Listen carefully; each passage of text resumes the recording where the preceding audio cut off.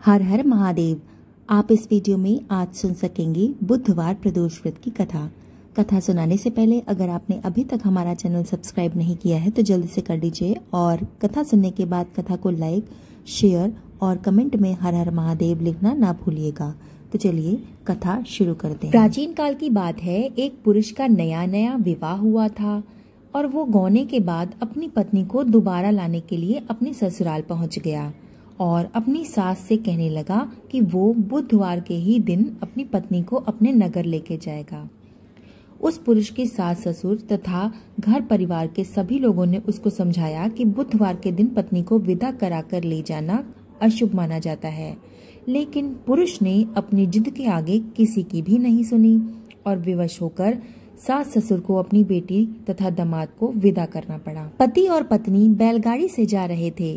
कुछ देर के बाद पत्नी को प्यास लगती है और उसका जो पति है वो लोटा लेकर पानी लेने के लिए निकल पड़ता है।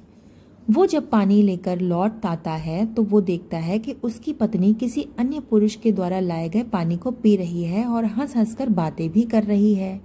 ये देखकर उसको बड़ा क्रोध आता है और वो उस आदमी के साथ झगड़ा करने लगता है।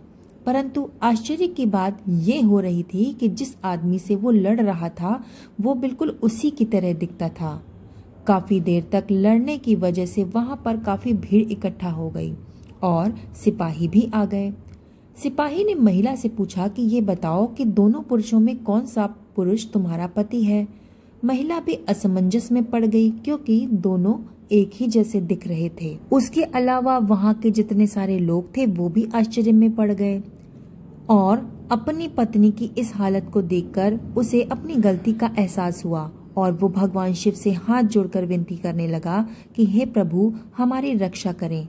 मुझसे भूल हो गई है जो मैंने अपनी पत्नी को बुधवार के दिन विदा किया। मैं ऐसी गलती अब दोबारा कभी नहीं करूंगा।